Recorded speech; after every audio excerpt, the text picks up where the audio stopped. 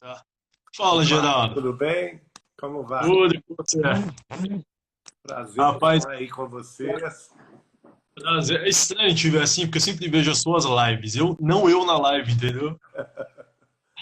Seja bem-vindo, então. É, eu que me agradeço, ó. Casa é sua. Casa é sua, Geraldinho. Como Obrigado. você tá? Tudo bem? Tudo ótimo. Tudo ótimo? É, Bom, deixa eu avisar o pessoal aqui. Hoje, várias pessoas, amigas suas, começaram a me seguir, então eu vou me apresentar, né? Senão ficar mais perdido que cebola em salada de fruta, né? é isso aí. Então, meu nome é Daniel, pessoal. Eu sou quase um psicólogo, tô aí algumas horas de me formar, graças ao Covid, não consegui ainda, mas eu já tô não, né? Ainda estou há 10 anos no meio da espiritualidade e pesquiso assiduamente sobre espiritualidade todo esse tempo. E estou fazendo uma pesquisa justamente das obras do Chico Xavier, tentando buscar um fio de psicologia nas obras dele, né? Comecei agora, desde o início dos livros e vou, sei lá, vou percorrer alguns anos nisso daí, tá? Geraldinho, se apresente, se é que precisa, né? Fica à vontade. Sou apenas o irmão do caminho, tá bom? Estou aqui à disposição dos amigos para falar sobre essa obra maravilhosa que é Brasil, Coração do Mundo, Pátria do Evangelho, Perfeito. recebida por Chico Xavier através do espírito de Humberto de Campos na década de 30. Perfeito. Aliás, aproveitando que você comentou disso, eu chamei o Geraldinho aqui, pessoal, porque essa live, ela dá lançamento à terceira live, à terceira temporada de lives que eu faço, vinculados aos livros do Chico, né? E depois dessa live, todas as segundas-feiras, nós vamos estudar conjuntamente essa obra. Então eu pego minuciosamente a obra, a gente vai abrindo conjuntamente, justamente para passar o conhecimento do Chico, que é vasto, né? Geraldinho, inclusive eu comento que para quem não, ninguém precisa acreditar de fato que o Chico recebia consciências extrafísicas, né? Mas se você pega as obras dele, já é de uma riqueza tão vasta, que eu acho que não precisaria nem ficar atento a esse fato, né? Seria impossível um homem só escrever isso tudo, né, Nuno? Porque até hoje, lá na casa de Chico Xavier de Pedro Leopoldo, que a gente dirige, nós catalogamos 529 livros da mediunidade de Chico Xavier que já foram publicados. Tem E muita coisa. é muita coisa. Nem eu até desafio quem é que já leu tudo isso. Nem nós, os amigos e as pessoas mais próximas, editores de Chico Xavier, a gente não conseguiu ler. Porque tem Sim. desses 529 livros, tem livros com 700 páginas. Não é? E tem livros que tiveram só uma edição também, né? Tem livros que ficam um Mas pouco muito vinculados, né? poucos. A maioria teve várias edições. Né? Chico Xavier Entendi. vamos dizer assim, o, o escritor, entre aspas, nós espíritas chamamos de médium, mais lido do mundo, com Impressionante. mais de 50 milhões de exemplares vendidos no mundo inteiro e vertidos para quase 40 idiomas. Impressionante. É mão de amparo mesmo, né? É. Mão de amparo. Geraldinho, vamos começar nosso papo, justamente para a gente ficar no nosso tema. Se você quiser falar um pouquinho de como você convivia com o Chico e aí abrir o que ele. Porque assim, hoje o Brasil a gente está no meio de uma farinha, né? Em vários sentidos, né? Não, mas nós É, sempre estivemos. então, Não é inclusive no novidade, livro não é tem esse novidade. relato, né? Mas gostaria que você falasse um pouco sobre a visão do Chico para o Brasil, principalmente a visão espiritual que ele toca tanto no livro, né? Brasil, Coração do Mundo, Pátria do Evangelho. Veja que ele, na verdade, essa noção já é mais antiga do que o próprio Chico Xavier.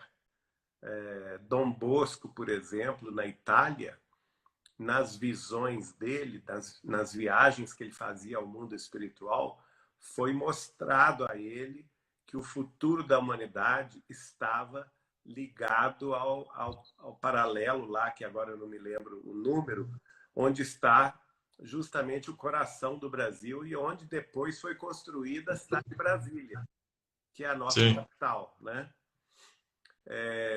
No início do século XX também, o filósofo italiano, que era muito espiritualista, Pietro Baldi, também teve essa visão. Tanto é que ele largou a Itália e veio para o Brasil.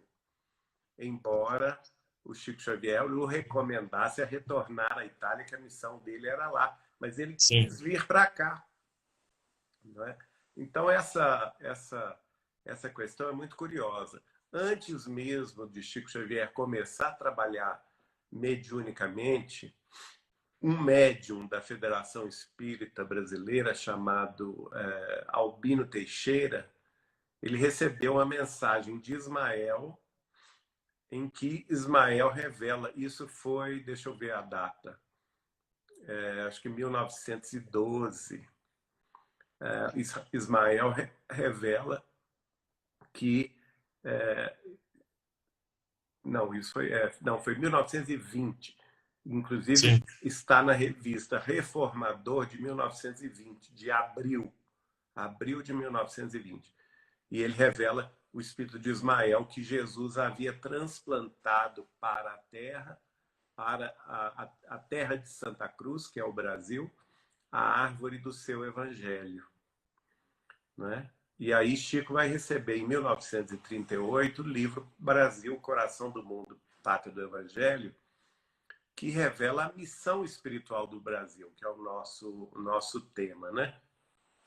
sim, E Emmanuel vai escrever sobre isso também, em várias passagens. E hoje, o que a gente descobre, Nuno?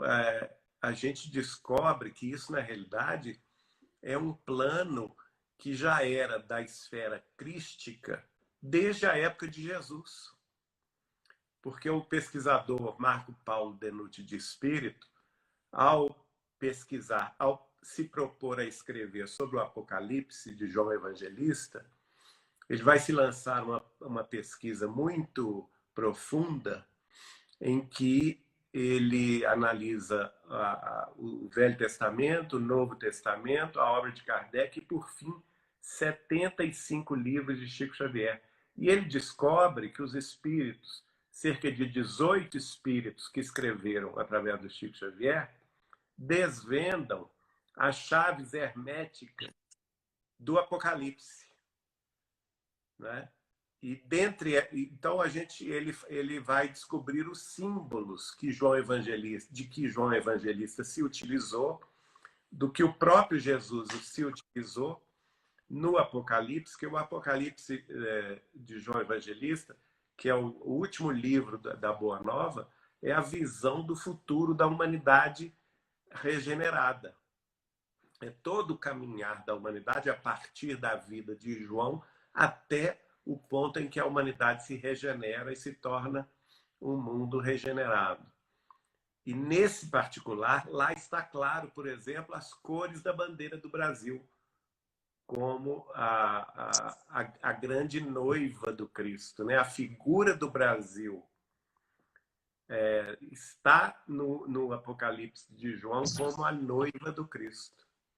A noiva, e o noivo é o Cristo, quer dizer, o casamento entre a alta espiritualidade e a terra se dá justamente no Brasil, porque as cores verde, amarelo e azul, e o símbolo também do Brasil estão lá, naquelas palavras meio que fechadas, herméticas, né, de João, que João Evangelista utilizou. Então, isso é um projeto muito maior do que nós. Os seres humanos, nós interferimos, atrasando ou não esse processo, mas de forma muito diminuta.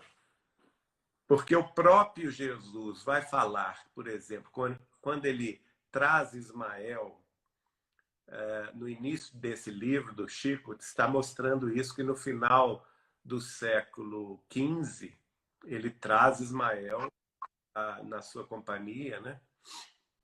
Aliás, minto, ele traz Eliu, né, na sua companhia, e mostra para Eliu as terras da América do Sul, que naquela época eram praticamente inabitáveis, né, a não ser com os silvícolas, com os índios.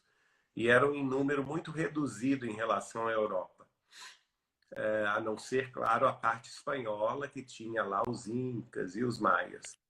Mas na parte brasileira, era praticamente uma terra virgem.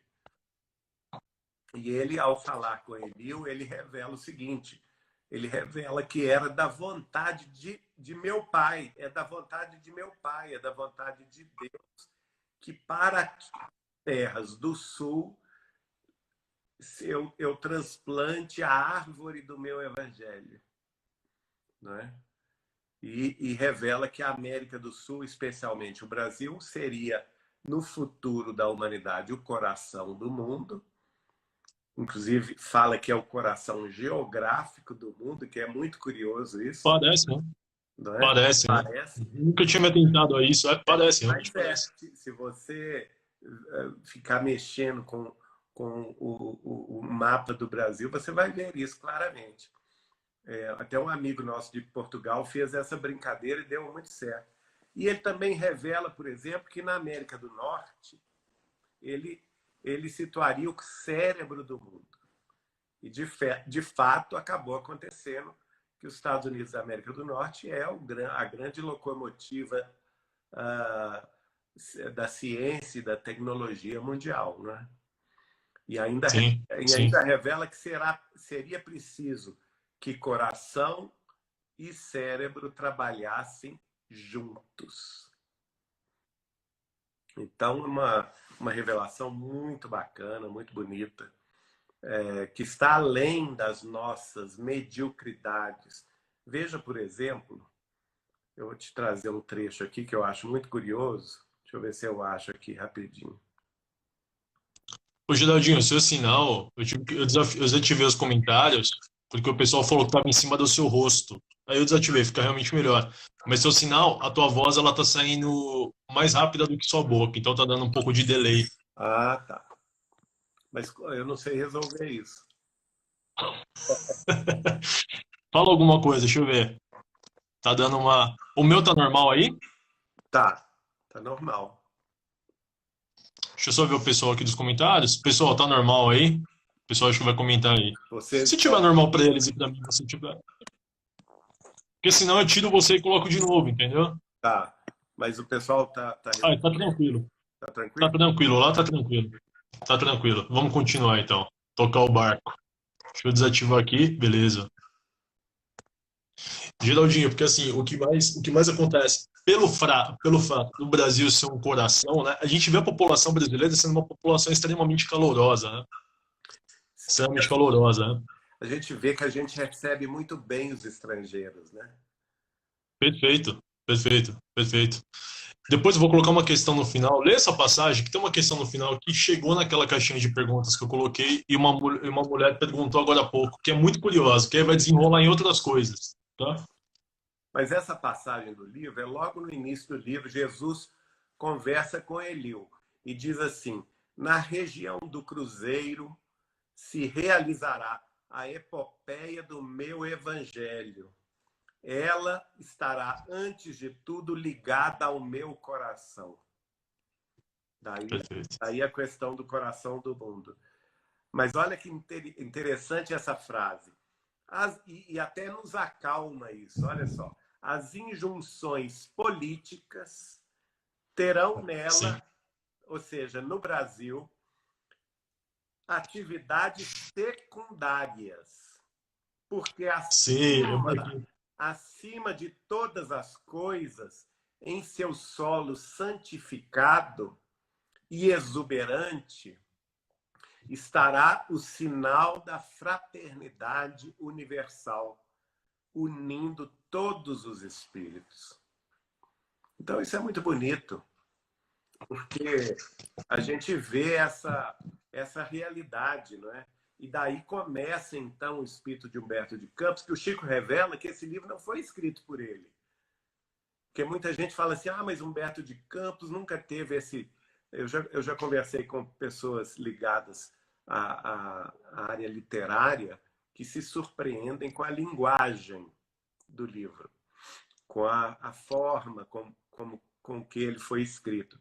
Mas o próprio Chico Xavier diz: Humberto de Campos apenas reproduziu esses conhecimentos que estão no mundo espiritual superior. Ele teve acesso a essas informações e transcreveu-as para nós. Então, não é uma obra literária do Humberto de Campos, mas sim uma Uma transcrição. transcrição. Entendi. Por exemplo, teve uma época que estava falando bastante de uma carta ao qual seria psicografada do Chico, pelo Chico, que daria uma insinuação sobre o nosso presidente atual, né? O Jair Messias Bolsonaro, por exemplo, né? Isso é verdade, Giraldinho? O Chico realmente psicografou essa carta, está nos anais da Assembleia Legislativa de Minas Gerais, não é? Mas não há a frase final que se atribui à psicografia de que ele teria o B de Brasil no começo do nome. Ela não realmente, essa parte, a única frase que não é verdadeira é a frase final. No entanto, Entendi.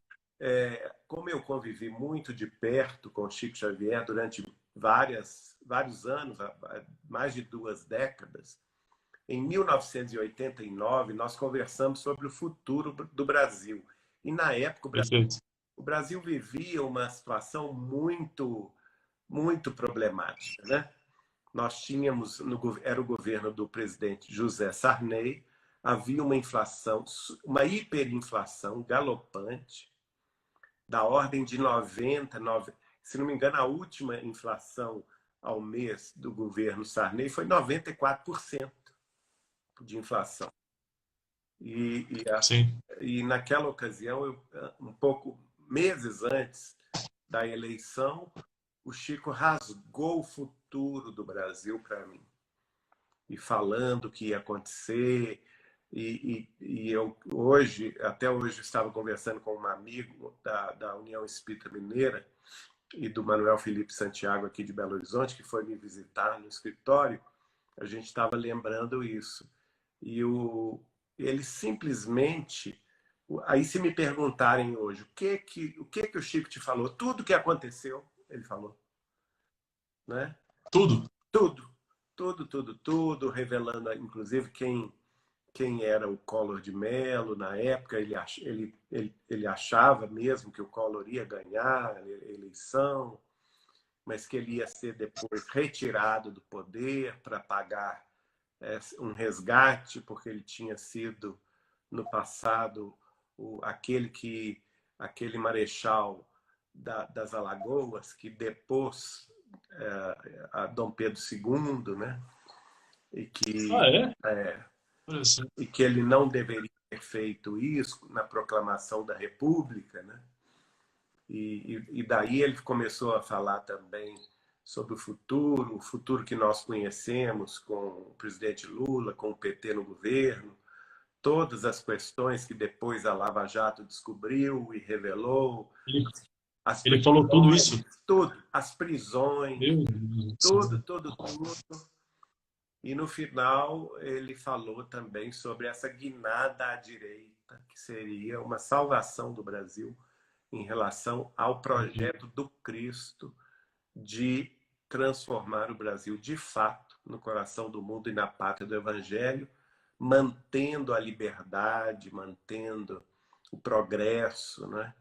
Lembrando que Jesus havia afirmado que o Brasil precisa trabalhar em sintonia com os Estados Unidos da América do Norte e com Que é o que está acontecendo.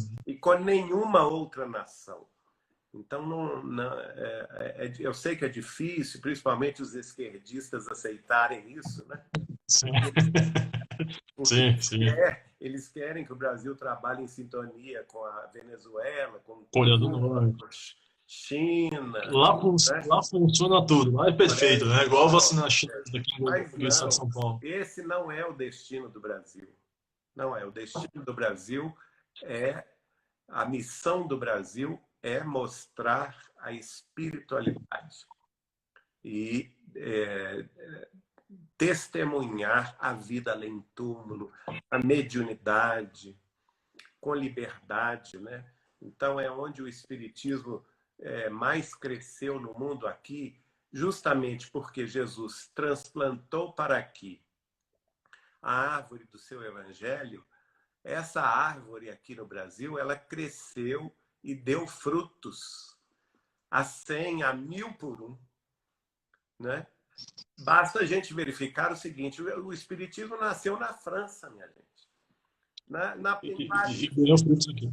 na Paris de todas as luzes, terra dos filósofos. Quem são os franceses? Os franceses são os gregos. É a reencarnação dos gregos da antiguidade. E antes, o Chico falava, antes dos gregos, está lá no livro, quem quiser pesquisar, está no livro A Caminho da Luz, de Emmanuel. Antes, os gregos eram quem? A reencarnação dos egípcios.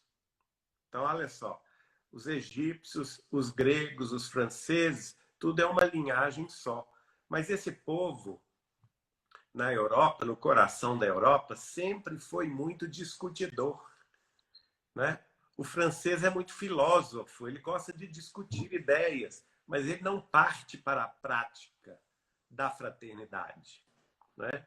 Tanto é assim que a França, até hoje, vive graves problemas de desunião interna. A França está estéril, né? A França está esterilizada. Exato. Entre as diversas etnias que lá vivem, existe um conflito muito grande. Não existe fraternidade. Os próprios brasileiros que moram na França sentem isso. Eles não se sentem bem-vindos. Estão sempre, vamos dizer assim, considerados como pessoas de uma categoria inferior, né? Justamente por isso, não somente a França. Nós sabemos que grande parte da Europa, principalmente a Europa nórdica, a Europa anglo-saxã, também pensa dessa maneira. E é justamente por isso que Emmanuel vai dizer que o ápice da evolução europeia se daria no século XX, mas que a Europa, carregada de compromissos do passado, próximo ou remoto ou distante, exausta dos seus desmandos, de milhares e milhares de anos, centenas de séculos de guerras inglórias, haveria de ceder para as Américas o bastão da nova humanidade.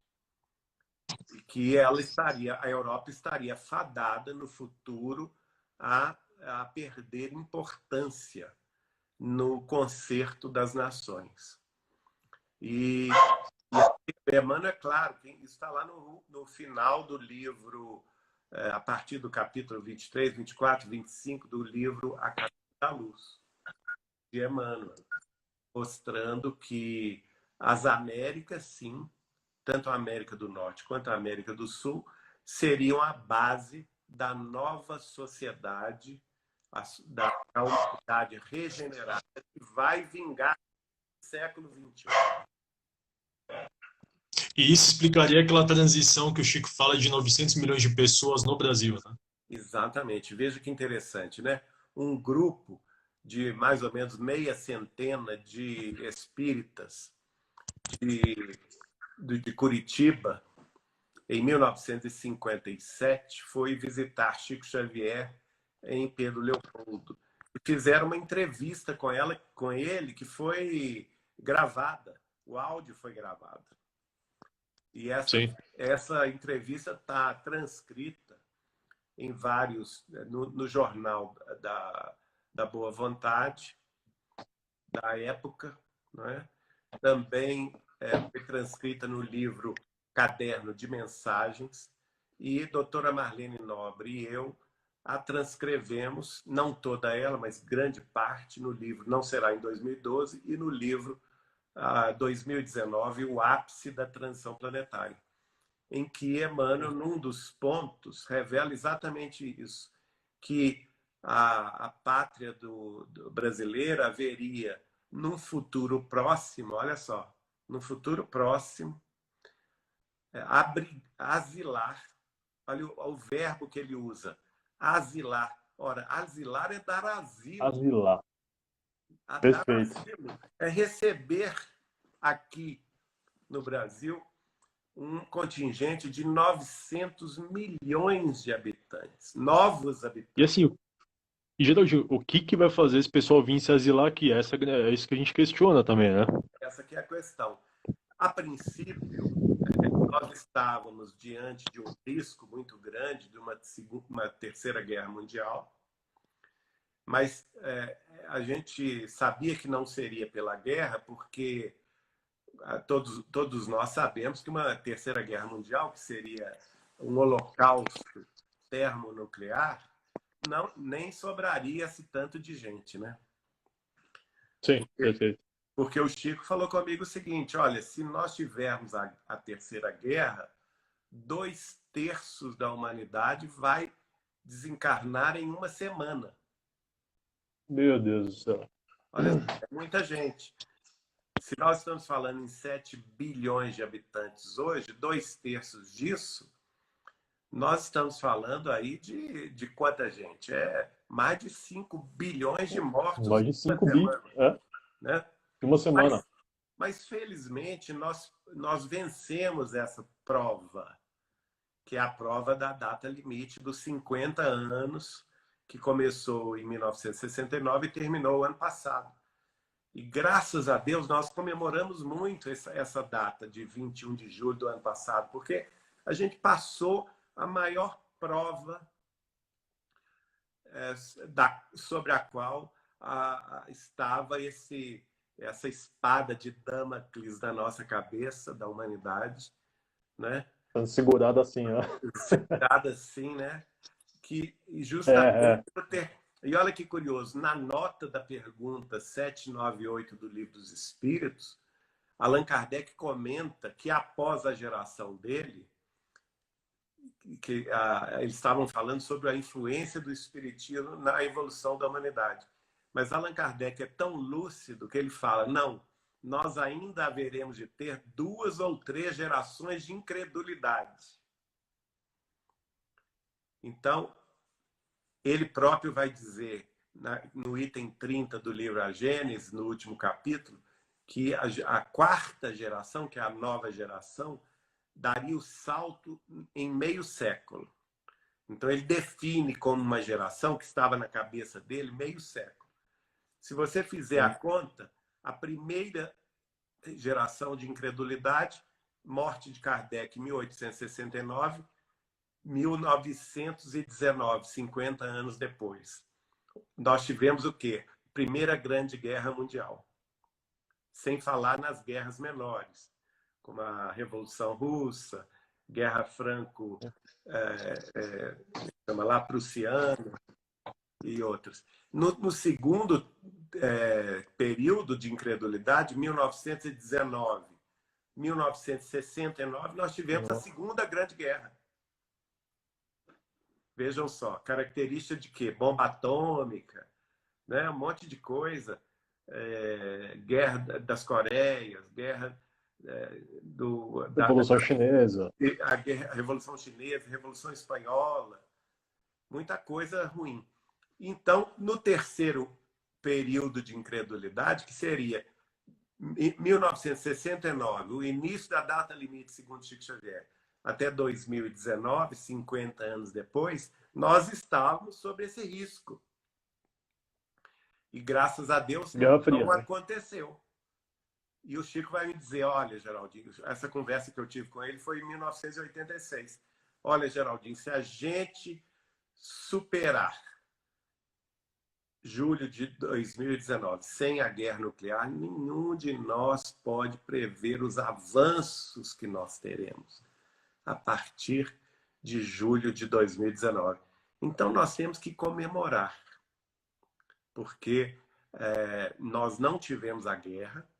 Agora, isso não significa que nós vamos, como a doutora Marlene costumava brincar, nós vamos atravessar essa transição de ar-condicionado, né, gente? Não é possível. Água de coco. E que é isso? O pessoal também quer reencarnar na Terra para ficar na rede, tomando água de coco. Não é possível, porque nós temos uma dívida de milhares de anos de guerras.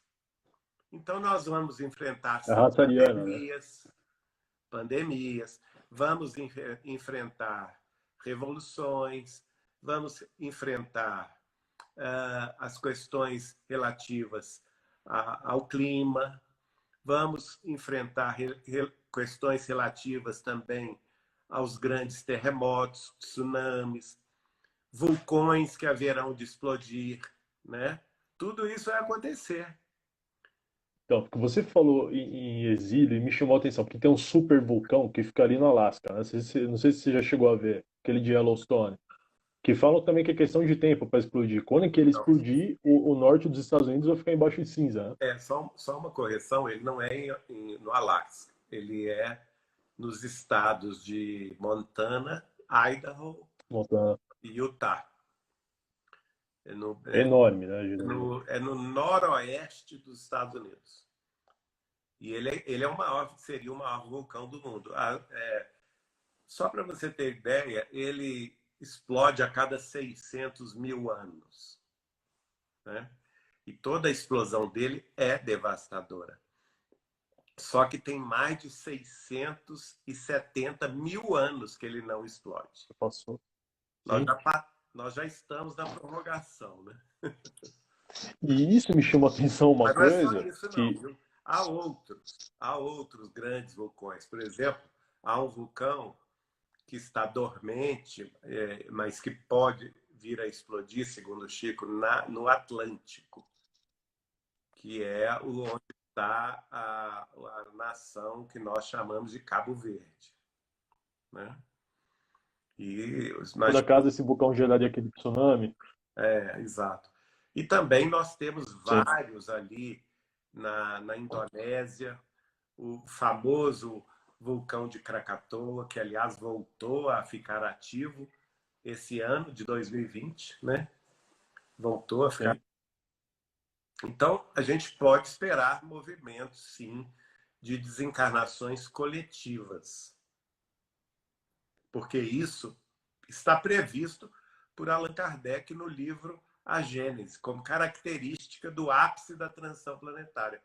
Lá no último capítulo, ele vai estudar o assunto sob o título, que é subtítulo desse capítulo, Flagelos Diversos. Depois ele estuda o assunto com os outros subtítulos, chamado O Degredo. E, por fim, ele fala na geração nova, que é esta que começou o ano passado. Que nós tivemos 3 períodos de incredulidade, 50 anos, e começamos em 2019 o último período da Terra de expiações e de provas. É a último respiro das expiações e das provas, porque o próximo já seremos mundo regenerado, graças a Deus.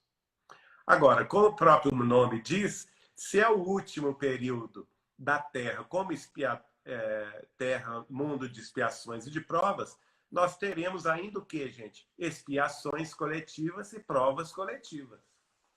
A pandemia que nós estamos vivendo é um exemplo disso.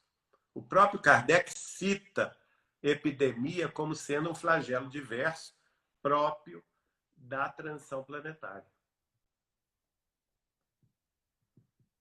E aí a questão que eu fico pensando, o Chico uma vez comentou com você que nevaria no Brasil, né?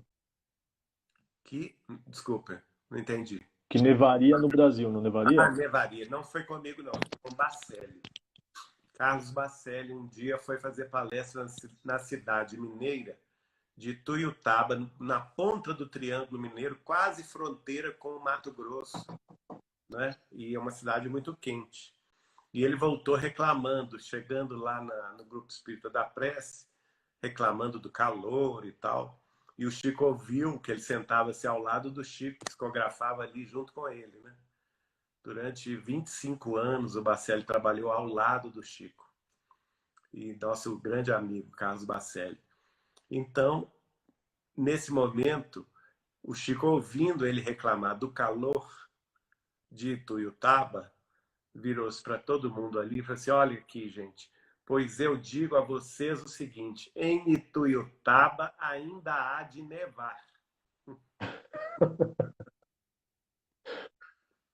Vocês deviam ficar doidos com quem falava essas coisas, né? tenho para mim o seguinte, eu não vou dizer que o Chico disse isso, mas pelas indicações que o Chico deu, nós podemos enfrentar num curto prazo. Quando eu falo curto prazo, é um prazo de 10 a 15 anos, o início de uma mini era do gelo. Então, ao contrário do que muitos falam do aquecimento terrestre, nós vamos enfrentar o esfriamento terrestre. E talvez aí, os europeus venham de fato morar no Brasil. É por isso que eu fiz essa pergunta, porque faz todo sentido, né? Se nevar em Minas Gerais, você imagina como que vai ficar o pessoal de Londres. Não vai ter como existir lá. Não, e é interessante que você sabe que a ciência está muito intrigada com a rapidez com que o polo norte magnético está se deslocando. Deslocando. Ele está se deslocando numa rapidez espantosa. Inicialmente, ele estava ali próximo da Groenlândia, entre o Canadá do Norte, né? Lá na parte mais norte do Canadá, e a Groenlândia. E ele há uns 2 anos para cá, ele tem migrado todos os anos com uma velocidade muito grande em direção a quê? Inicialmente ele foi em direção à Rússia e agora, de um ano para cá, ele está indo em direção do centro da Europa. E há pesquisadores... Então tem todo sentido, faz todo sentido. Então há pesquisadores que estão estudando o assunto, estão chegando à seguinte conclusão, que o grande número que isso está sendo causado por 2 grandes massas populacionais. Na China, pelo grande número de construções de concreto na China, que está pesando muito a terra e fazendo deslocar as correntes do magma interno. E no caso da Índia, que é outro grande país populoso, o grande consumo de água do solo, que lá na Índia eles retiram dos poços artesianos quase que a totalidade do seu consumo de água. E que isso estava, então, fazendo com que o polo magnético estivesse fazendo esse shift, né, em inglês, essa mudança. Olha só, é uma questão a se pensar. E o interessante é que isso é um estudo científico, não tem nada de espiritismo, de Chico Xavier nisso. Isso é um estudo científico que eu tive acesso. E qual que é a conclusão deles? Olha como é que a coisa bate. A conclusão deles é que se isso se continuar na velocidade que está, nós teremos grandes problemas de secas na América do Norte e na região da Ásia. E na Europa e no norte da Ásia, nós teremos o início de uma mini era do gelo, fazendo com que o Brasil, o sul da África e a Austrália se tornem países ou locais favorecidos por essa mudança. Olha que interessante. O Brasil será favorecido por essa mudança. Então, nós teremos consequências econômicas positivas no Brasil, no sul da África e na Austrália, se essas mudanças ocorrerem. E aí a questão que eu... você vai entender o seguinte. Pode falar. Você vai entender que é possível que grandes parcelas da população que vive no hemisfério norte, na América do Norte, na Europa e na Ásia, emigrem para a América do Sul, sul da África e a Austrália.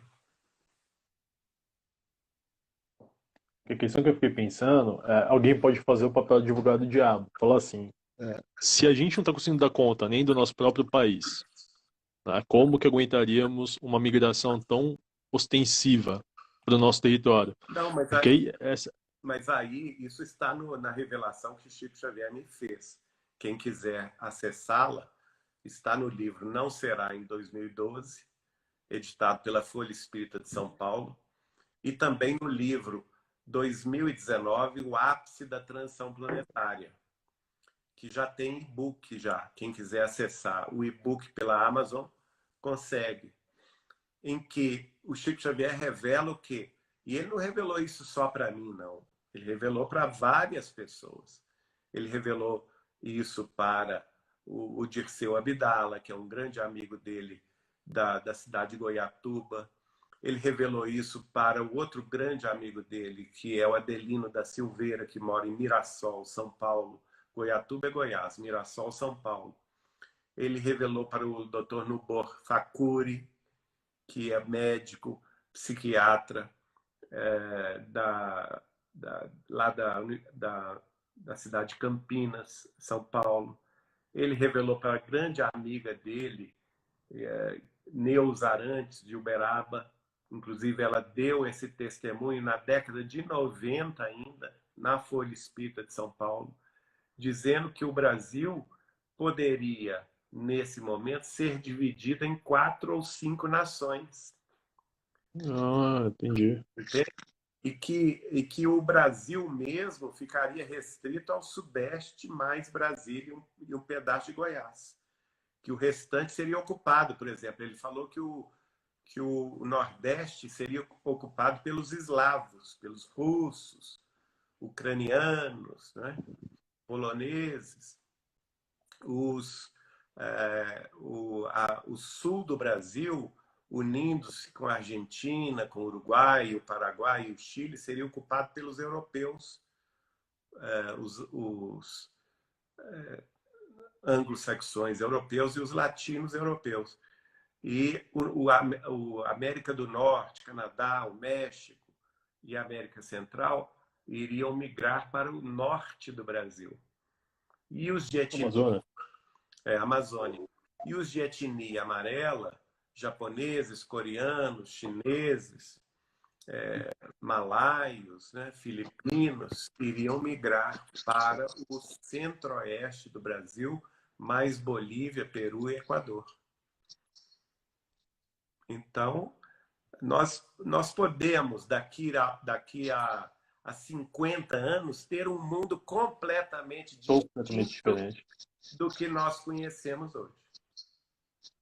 Completo. Assim, ou a pessoa fica apavorada, ela fica feliz, né? Porque, você vê, os problemas que hoje eles estão no âmbito nosso de país, que o Brasil é um continente, né? Ele até fala do papel de Dom Pedro II na Não, e aí sintetização do ele vai continente. falar, por exemplo, que o Brasil vai ter um desenvolvimento econômico, social gigantesco, porque embora esses povos iriam ocupar as terras, eles trariam benefícios incalculáveis, porque eles têm milhares de anos de história, não é? Enquanto nós temos que... Sim.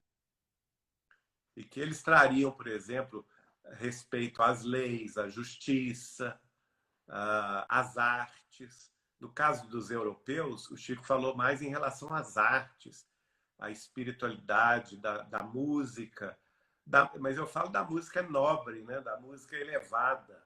Não é essa música que a gente costuma ouvir por aí, não. E a questão da literatura, da filosofia, viria pela via dos europeus. A questão do direito, do respeito às leis, do respeito à organização social e política, viria com os norte-americanos. A questão do... Isso tudo o Chico me falou. O respeito aos mais idosos, né? Aos nossos anciãos, viria dos amarelos. Olha só, quanta coisa nós temos a aprender com esses povos, não é? Enquanto o Brasil... eu acho que essa pandemia veio nos ensinar isso. Quem sabe, definitivamente, a gente esqueça essa bobagem do Brasil ser o país do carnaval e do futebol. Não tenho nada contra o carnaval e o futebol, mas nós temos que ter mais seriedade nas coisas, né? Nós não podemos ser eternamente um país infantil espiritualmente. Que vem essa afetação emocional de brasileiro, né? Exato. Então nós vamos aprender muita coisa com os de fora. Agora, eu não estou advogando aqui, pelo amor de Deus, que o Brasil seja invadido por esses povos, não, porque tem gente que interpreta tudo errado, né? E daqui a pouco vão me chamar de fascista. Não, hoje tá assim, Não é? Geraldinho. E, Hoje a palavra cão morde, viu? nós Toma cuidado. estamos apenas revelando o que Chico Xavier previa que pudesse acontecer, né? Caso acontecessem determinadas situações globais que mudassem, como podem acontecer e podem, de fato, mudar as questões geopolíticas e econômicas e sociais mundiais. Não é só o Brasil, não, mundiais. Essa pandemia ela deu um pouco do tom de finitude, né? Porque nossa sociedade tem o fetiche que parece que nada termina, né? Exato. O prazer insaciável, não tem fim. E a pandemia está colocando um fim em muitas vidas próximas, né? Mas olha só, tudo tem um lado positivo. Essas pessoas, o Chico revela numa entrevista, fazem a ele uma pergunta sobre as razões de determinadas mortes coletivas. Eles elencam ali uma série de casos. Dentre os casos elencados está a epidemia. Então, eles perguntaram ao Chico, na visão de Emmanuel e dos guias espirituais dele, o que seria, então, a morte coletiva por epidemia. Ora, é exatamente isso que nós estamos vivendo hoje, né?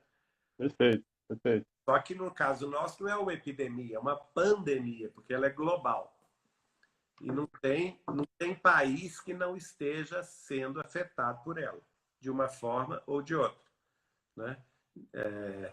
E ela nivela todos, países ricos, países pobres, né? Países avançados tecnologicamente, quanto país atrasado, não tem isso. E hoje em dia está levando também, inicialmente era só os mais idosos, mas hoje em dia as crianças também estão sendo afetadas, os jovens. Não tem essa história de que a pessoa não pode ser afetada. Aí vem a resposta do Chico dizendo o seguinte, que nas desencarnações coletivas por epidemia, que as causas profundas do passado remoto se ligavam às guerras, às revoluções sociais e às invasões e saques de cidades alheias.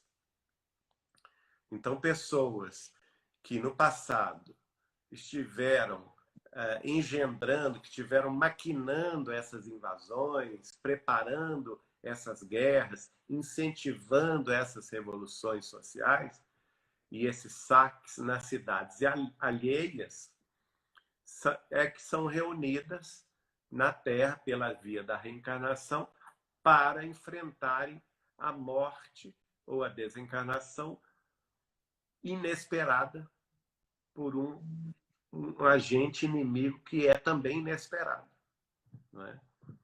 Agora, um detalhe seguinte, nós que temos a visão espírita, a gente tem que entender que essas pessoas estão, ao chegar no mundo espiritual, elas estão livres da culpa, porque já estão resgatando esse débito.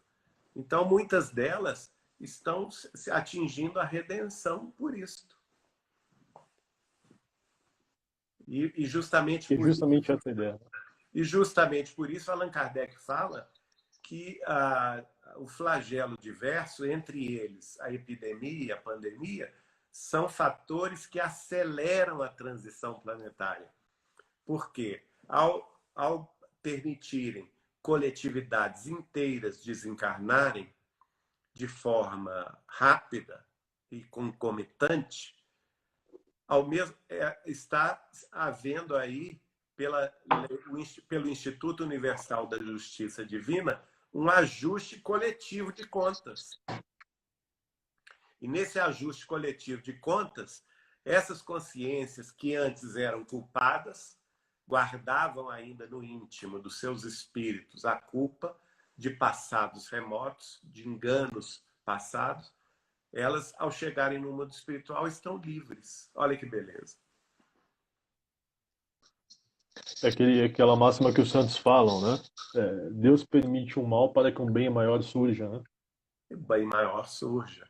Quem poderia imaginar, por exemplo, que na Segunda Guerra Mundial, na Europa, aqueles países inimigos ferrenhos, feito Alemanha e França, Alemanha e Inglaterra, França e Inglaterra e tal, Itália e França, estavam se digladiando ali. Quem poderia imaginar que, passados 50, 60 anos, haveria uma comunidade comum europeia, com a moeda única, com a integração econômica, social, com institutos políticos de regulação? Ninguém poderia imaginar isso em 1945, né? E, no entanto, a guerra acabou levando a essa situação.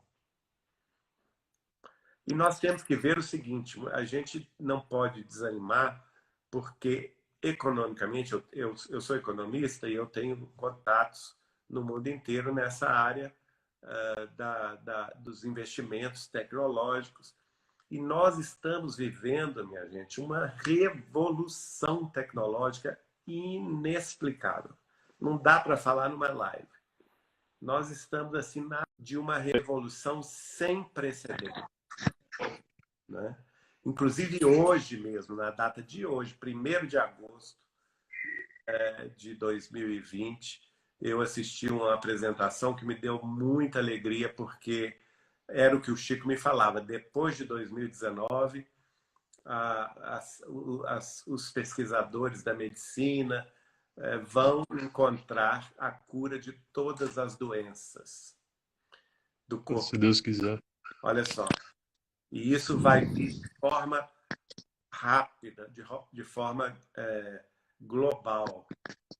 Interessante que hoje eu estava vendo uma apresentação de um norte-americano sobre uma descoberta que se dá o nome, uma questão lá das moléculas, não sei, eu não sou técnico dessa área, eu não vou saber repetir, mas da parte da nanotecnologia, da biotecnologia, e essa descoberta ela se dá o nome de CRISP, né? Esse CRISP, que inclusive já está em grande andamento das pesquisas, vai, por curtíssimo prazo de tempo, favorecer a cura de todas as doenças. Então, Sério? é um mundo novo, é um mundo regenerado que vai chegar, né? E isso vai acontecer nos próximos anos. Daqui até 2057, nós não reconheceremos mais a Terra do jeito que nós a conhecemos. Eu espero, porque assim, no final do livro ele cita o comunismo, né? E a propósito da revolução marxista, que é um negócio que eu estudo muito, que justamente na psicologia tá assim, tá desse jeito. Parece que o negócio não tem fim, porque tá tão embrenhado na mentalidade das pessoas, né? E eu fico pensando, eu acho que a única coisa que pode tirar, e aí ele aponta justamente para a solução, né? A única coisa que pode tirar a pessoa desse envezamento revolucionário é justamente a proposta de Cristo, né?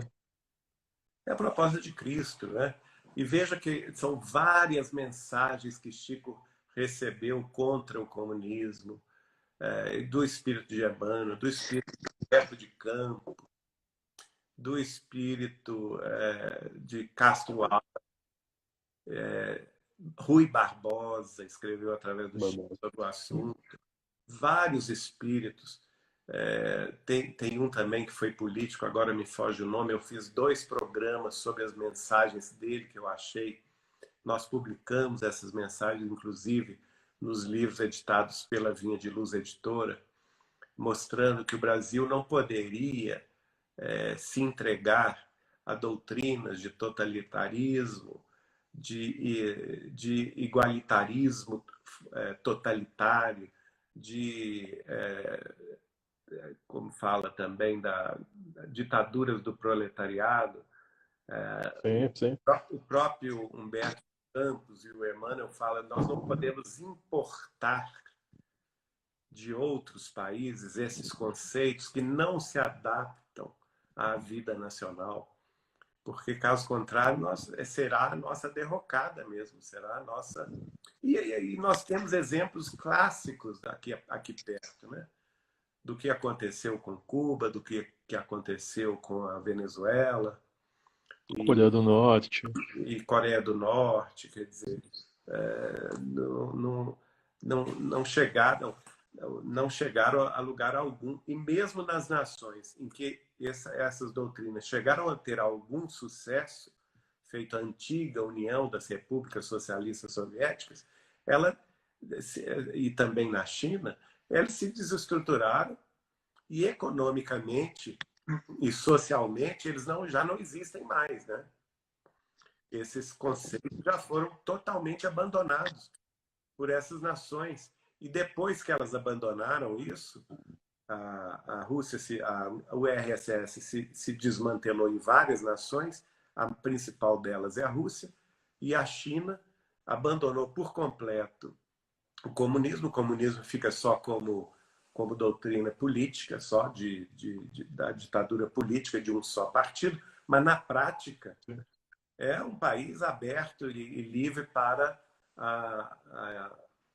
vamos dizer assim, o investimento, a livre iniciativa e a própria questão da... É interessante isso, você veja, hoje mesmo eu vou até mais tarde postar no meu Instagram um pequeno vídeo que mostra o seguinte: os países que mais procuram ter patentes científicas, de descobertas científicas. Então, inicialmente, está lá na frente, disparado, os Estados Unidos, a França, a Grã-Bretanha, mas depois da abertura econômica chinesa, a China dispara também. Quer dizer, enquanto a Sim, China sim. foi totalmente fechada no aspecto econômico e social, ela estava lá atrás nas questões relativas a descobertas a científicas, a investimentos em tecnologia. Depois que ela se abriu, explodiu de crescer. Sim. Geraldinho, nós temos 50 segundos. Quer retornar só para se despedir? Podemos. Podemos, para fazer direitinho sem correr? Sem Então eu problema. vou encerrar essa live, eu vou salvar a parte 1 no meu Instagram, a gente retorna para se despedir decentemente. Tá bem. Tá bom? Já volto. Voltamos, Geraldinho. O pessoal tá gostando, viu? Pessoal, vou gravar os comentários aqui, senão ninguém vê o rosto do Geraldinho, tá? Tá bem, gente. Tamo aí. O pessoal tá adorando. Porque todo mundo tá em dúvida, né? A gente vê um Brasil, que a gente tava falando, um Brasil ao qual hoje é um Brasil que tem um pouco... Porque quando a gente fala em Brasil, a gente tá falando de uma nação, né? Igual quando fala de Estado, ou seja, pessoas compõem essa nação. Quando que a gente fala de brasileiro em si, e aí vem uma questão, Geraldinho, assim, Sim. não querendo ocupar muito do seu tempo. Se você não tiver tempo, por favor, só falar, tá? Estou aqui às ordens. Então vou ficar até 1 da manhã. Como que nós brasileiros, duas perguntas, tá? Como que nós brasileiros podemos saber se estamos fazendo nossa parte no sentido de um Brasil mais amadurecido consciencialmente e se não estivermos fazendo nossa parte, se não estivermos fazendo nossa parte, como poderíamos fazer? Eu acho que nós precisamos crescer como cidadãos, como pessoas de bem, que querem o bem de todos, o bem da nação, não é? Então, se nós estamos numa democracia, nós temos que respeitar a vontade popular. Perfeito. Não existe terceiro turno em eleições, não existe quarto turno, não existe tapetão. Então, vamos respeitar a vontade da maioria. Acho que o brasileiro está levado por essa onda de vamos dizer assim, de reclamatórias sem fim. Até parece que antes o país era uma maravilha, né? Maravilha. Maravilha. Saúde, tinha Antes, leito, funcionava antes tudo, né? nós tínhamos hospitais maravilhosos, né? Antes, Tinha água no Nordeste, né? antes o Nordeste tinha água, tinha É, solo Bolsa Família de R$ 1.500, né? Então, vamos deixar as disputas inglórias políticas, vamos aceitar o rumo normal da nação, vamos ajudar os governos instituídos no âmbito federal, estadual e municipal, vamos ajudá-los a atingir os objetivos que são de todos. Nós precisamos ter progresso, não podemos ficar olhando para trás, porque é aquela história que está nas Sagradas Escrituras, né? Quem olha para trás vira uma estátua de sal, né? É perfeito, esse simbolismo é perfeito. Não é o Sodoma e simbolismo Gomorra, de né? Jó, não. Olha para trás, justamente, quer dizer, nós temos que olhar para frente, para a evolução. E onde no mundo nós temos as nações mais evoluídas? As nações tecnologicamente mais preparadas. É simples de responder. É simples de responder. Para onde estão indo os brasileiros que se formam aqui no Brasil e querem fazer seus cursos de mestrado e doutorado? Quais são as universidades, quais são as cidades dos países que eles escolhem para se aperfeiçoarem no campo da ciência, da tecnologia, das ciências humanas também? Onde eles vão? Não é? Então, é essa a direção que o nosso país precisa tomar. Se aliar aos países mais avançados e não aos países mais atrasados do globo. Porque isso é um contrassenso. É um contrassenso. Nós não teremos desenvolvimento, porque o desenvolvimento socioeconômico, político e social, tecnológico, ele é aquela teia que une todas as vertentes do conhecimento humano. Nós não podemos ficar apenas dando prevalência, por exemplo, às ciências humanas, como é o caso da Argentina. Por que a Argentina está década após década entrando em derrocada econômica? Porque a tradição universitária argentina é eminentemente de ciências humanas.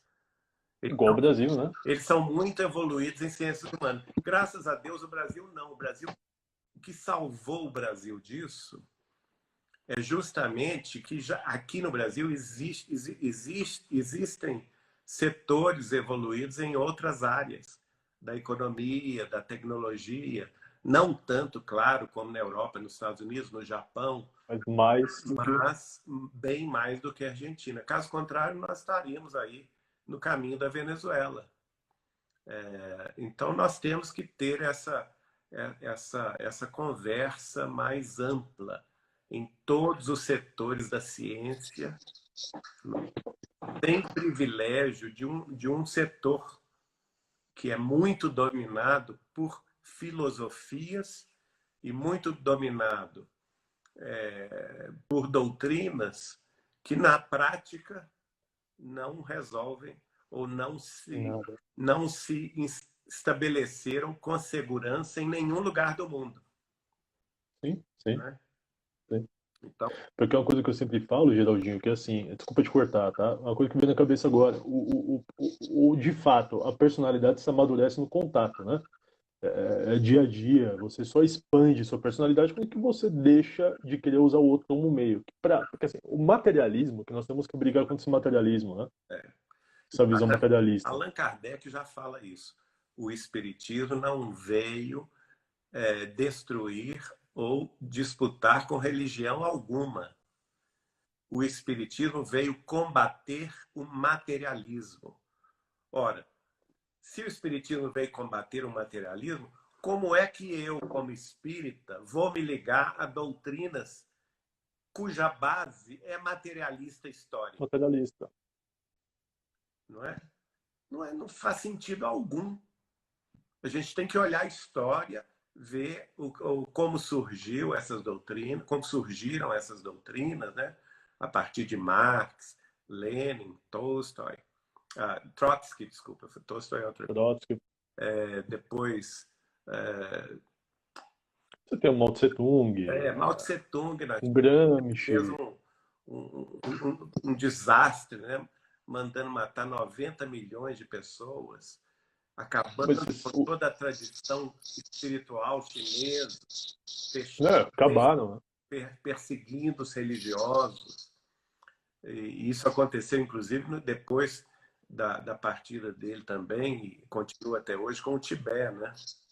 Então, sim. O que ocorreu também em Cuba e outros, o Chico previa isso, né? Caso o Brasil entrasse nessa onda comunista, esquerdista, em pouco tempo eles iriam se voltar contra os religiosos de todas as categorias, cristãos, muçulmanos, judeus, budistas, hinduístas, espíritas também, né? E Umbandista, candomblé, umbandistas, afro, iriam confiscar tudo, proibir os cultos, porque foi exatamente isso que aconteceu nas outras nações comunistas. O Marx era totalmente anticristão, né? Ele era anti-religião. Né? Exato. Então, nós, para sermos pátria do Evangelho de Jesus, né, e coração do mundo, nós temos que assumir a nossa espiritualidade. Então, nós temos que abraçar a espiritualidade, abraçar os ensinamentos, principalmente os 14 princípios básicos do Espiritismo, que a doutrina espírita revelou ao mundo pela obra de Kardec e pela sua complementação como Chico Xavier. E dentro desses princípios, desses pilares básicos, está a liberdade de expressão, a liberdade também de consciência, de escolha, né? E nós compreendemos perfeitamente, desde a obra de Allan Kardec, as razões das diferenças sociais, que não são razões deste mundo agora, no aqui e agora, mas que são razões precedentes de outras vidas, outras encarnações, nesta Terra ou além desta Terra, em outros planetas, né?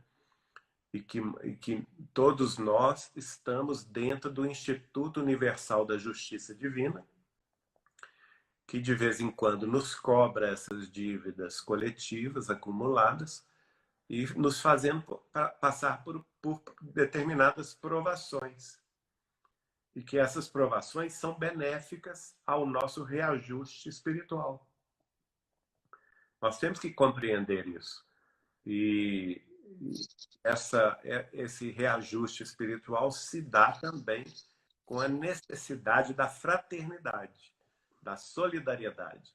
Porque, caso contrário, o Chico explicava isso lá para nós.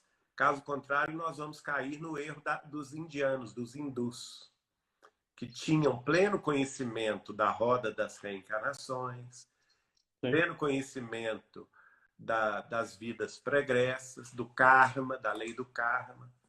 Mas, no entanto, olharam para o karma como uma coisa inamovível e imexível, brincando aí com o passado. Sim. E aí eles então consideram, por exemplo, se você vê uma pessoa em sofrimento, você não pode interferir no karma dela. Sim. Né? Sim. E isso é um absurdo, é um contrassenso dentro do cristianismo, dentro do cristianismo.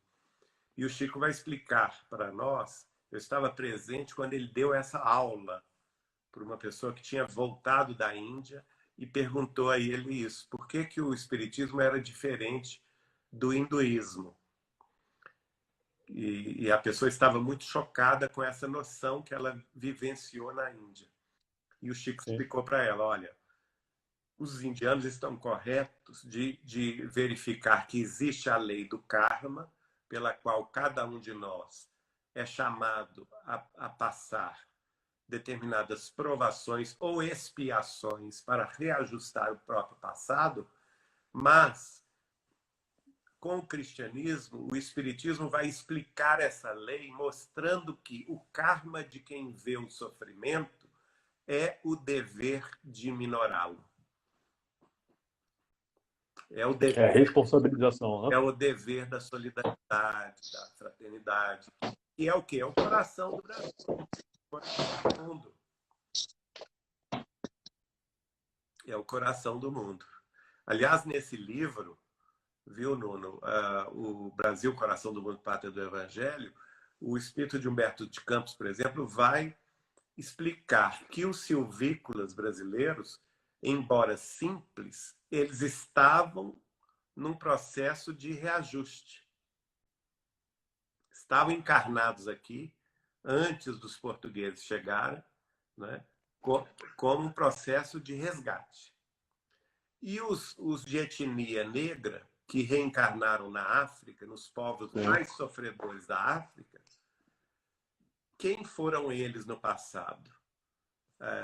Eles foram personalidades que foram ligadas à Inquisição, né? Foram ligadas às cruzadas e foram ligadas, na Idade Média, aos senhores feudais. São as famílias feudais que submetiam os servos, que submetiam, Todo aquele sofrimento. né? E depois que atuaram na Igreja Católica Romana para fomentar as guerras das cruzadas, que invadiram indebitamente o mundo muçulmano. E o Chico falava, por causa disso, né, coisa que já aconteceu quase 1000 anos atrás, o mundo muçulmano tem tanto ódio do cristianismo até hoje, né, por culpa dos próprios cristãos. E depois, na questão da Inquisição, em que a Igreja criou o Tribunal da Inquisição a partir do século XIV, 13, 14, e começou a perseguir mouros, judeus e os médiuns, né, as chamadas bruxas, né, que nada mais eram do que médiuns. E essa história toda, essas personalidades que causaram esse sofrimento coletivo reencarnaram nas etnias negra, na África, nos séculos 14, 15, 16, 17, e foram submetidos à escravidão para o resgate dos seus débitos coletivos. E por isso foram direcionados para onde? Justamente para as Américas. Brasil.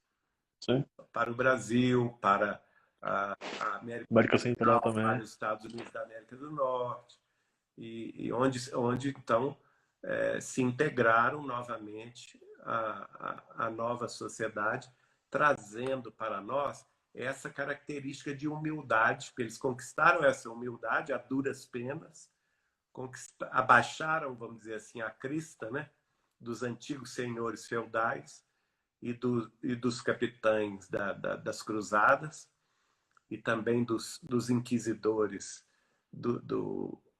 da igreja, e se transformaram em nossos queridos pretos velhos e mães É isso que eu ia falar. E tem uma energia que é de um carinho gigantesco. E essa energia acabou prevalecendo no Brasil, muito embora hoje existem movimentos que queiram criar o antagonismo entre as etnias, mas espiritualmente esse antagonismo não existe. Muito ao contrário, né? Se nós sabemos que nós somos espíritos imortais, nós não temos cor. Nós podemos ser Perfeito. pretos, brancos, amarelos, vermelhos, de todas as idades, de todas as crenças ou condições sexuais também. Seremos sempre espíritos humanos irmãos uns dos outros, e não há por que separar-nos em classificações menores. Não, e a Umbanda ela tem um papel, é escancarado o papel da Umbanda nesse termo, né? É, Inclusive o Chico gostava de tomar passe com uma bandista, não é? você está ouvindo minhas lives, né? Eu Eu, contei isso eu essa semana. assisto. E É, é. uma grande amiga umbandista de origem, né? A família dela toda umbandista em Belo Horizonte.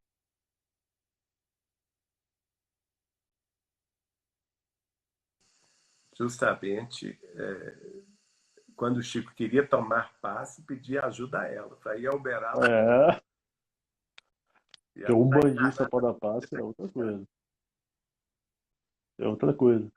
E só para pontuar, Geraldinho, tem uma linha de Exu na Umbanda, que chama Exu Caveira, me veio na cabeça agora. O Exu Caveira, a proposta da caveira é justamente mostrar o ponto, o eixo de igual, de uma espécie de eixo central do ser humano, né? Porque a caveira é igual em todo mundo, né? Exato. Não tem diferença, né? Não tem diferença, tá? A Umbanda é muito rica nesse sentido. Bom, Mas a gente tem vamos. que reforçar aqui essa beleza da missão espiritual brasileira. E o espiritismo não cresceu, floresceu e frutificou aqui a 1000 por 1 à toa, não. Né? Nada à toa, né? Não é nada é à toa. Nós, na realidade, vivemos a antecipação no Brasil do mundo regenerado, espiritualizado do futuro. Nenhum país do mundo tem, como temos no Brasil, o contato com os desencarnados tão próximos, através das reuniões mediúnicas, de várias denominações religiosas, e até mesmo dentro das igrejas chamadas mais ortodoxas, ou mais. Rola, Não é? Rola exatamente o desce. fenômeno mediúnico dentro da igreja É, católica, dentro dos cultos protestantes. Você vê que a mediunidade é a característica o intercâmbio espiritual entre os diversos planos da vida faz parte da espiritualidade brasileira. E é certa vez conversando o Chico com o Bacelli, o Bacelli comentava com o Chico, os Estados Unidos da América do Norte está 100 anos na frente do Brasil em matéria econômica e social. O Chico falou assim, de fato, mas o Brasil está 100 anos na frente deles em matéria espiritual.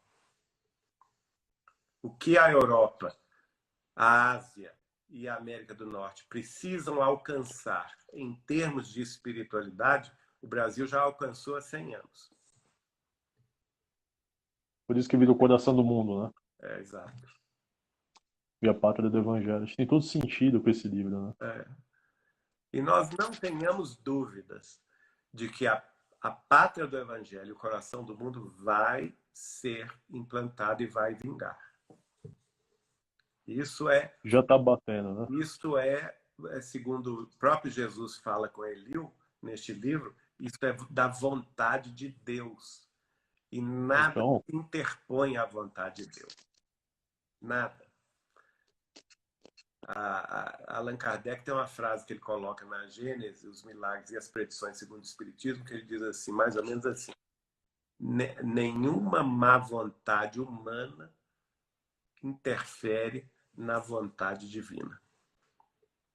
Quer não dizer, tem como, né, por Geraldinho? mais que nós sejamos, de certa forma, infantes aqui na Terra, espiritualmente falando, que tenhamos má vontade de progredir, nós vamos progredir. Se não pelo amor, pela dor. Vai na porrada, né? Essa pandemia, de certa forma, É? é uma chamada de atenção no mundo inteiro. Ninguém imaginava, né, Geraldinho? É uma coisa que era inconcebível no passado, né? É um verdadeiro puxão de orelhas no mundo inteiro. Isso é inegável. Não, e quando que a pandemia colocou a ideia de finitude, da mesma forma colocou a ideia de eternidade também, né? Também. Porque quando uma pessoa se vê perto da finitude, ela fala, para onde eu vou olhar? Só dá para você olhar para o alto, porque a medicina não acompanha, nada acompanha. Não tem outra. A pessoa tem que pegar e, ó, olhar para o alto, não tem o que fazer, Exatamente. né? Bom, já passamos 23 minutos, o Geraldinho já tá ficando ali cansado. Geraldinho, quer se despedir do pessoal aí? Olha, gente, muito obrigado pela presença, pelo acompanhar aí. Agradeço ao Nuno Vanceto. É Vanceto ou Vanceto? O pessoal fala Vancheto, né? Isso é malícia, Vancetão.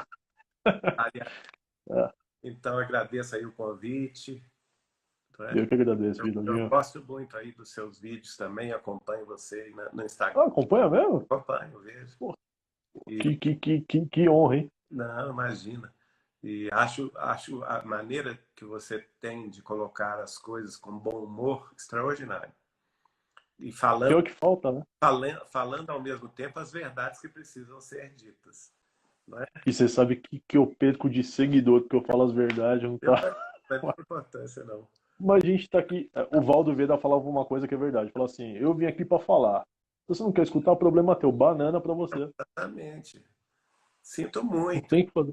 Sinto muito, mas a nossa obrigação, né? É responsabilidade, né, Geraldinho? Cada um dá testemunho do que sabe, do que viu, do que conhece, né? E ninguém E, vai tirar da gente esse testemunho. Agora, e a gente vai dando assistência, se né? a pessoa discorda, paciência. Não perde a amizade, Como né? dizia o Chico, vai com Deus. Né? E o legal é que não perde a amizade. Do meu coração, tem muita pessoa que discorda, e eu definitivamente eu os amo. Assim, eu não, não é que eu deixe de gostar dessas pessoas, só que hoje é tudo, puta, não concorda, já não gosta mais, já não serve mais. Puta, é muito chato isso, né? É isso. Mas muito obrigado aí a todos vocês e aguardo vocês lá também conhecerem os nossos vídeos no YouTube da TV Saber Espiritismo, que ontem fez 8 anos. 8 anos. É, E você está fazendo um ótimo trabalho, né? O Chico comentou, né, sobre multimídia com você, né? Você está tocando essa missão aí, né? né? Nós somos uma equipe muito grande, de gente muito Mas, dedicada. mas tá maravilhoso. Eu que agradeço todo mundo que ficou até este horário, né? Escutando um conteúdo rico, não só rico como inédito também. E aconselho, por favor, baixe o livro em PDF do Chico, começa com Parnaso Além Túmulo, se você não acredita no Chico, e leia. Se ele não for um médium que recebe trocentas entidades inteligentíssimas, ele de fato é um grande, talvez o maior gênio da literatura do mundo, porque É, ninguém se a escreve toda aquela pessoa, riqueza. se a pessoa não acreditar na mediunidade, é um direito dela. Então ela tem que Perfeito. reconhecer que o Chico é o maior gênio da história. É o maior gênio. Não dá, não tem como. Não dá. Porque Ninguém conseguiria abranger tudo aqui. 529 livros publicados e eu fiz uma classificação em todos os gêneros e subgêneros da literatura. Todos. Todos estão ali na obra do Chico. Ele é um santo, né? É um santo. Um Se mestre. ele fosse católico, ele seria considerado Seria um santo. Seria um como santo. nós espíritas não entendemos que há a hierarquia de espíritos mais evoluídos do que, vamos dizer assim, a mediocridade humana, né? O Chico está muito além de nós. Nós somos Sim. espíritos humanos, estamos dentro da mediocridade humana. O Chico está na condição que eu vou falar aqui, que o nosso querido Martins Peralva dizia: o Chico é um Jesusinho. Jesusinho. É um Jesusinho. É um Jesus em miniatura. É um cisco, né? Ele falar. De Jesus, de Deus. O Chico é incrível. Bom, Geraldinho, muito obrigado. É uma honra te ter aqui. Te Obrigado. assisto desde pequeno aí. Nunca imaginei. Ó, pra você ver como que a vida é, né? Então, fico sempre à disposição para próximas Obrigado. lives também. Muito E obrigado. sempre tô lá, no teu conteúdo lá e compartilhando. Obrigado. Gente, um beijo no coração. Boa noite. Beijão, pessoal. Fiquem com Deus. Depois manda o link para a gente divulgar. Tá bom. Tá bom? Tchau, tchau, pessoal. Tchau. Boa noite. Boa noite.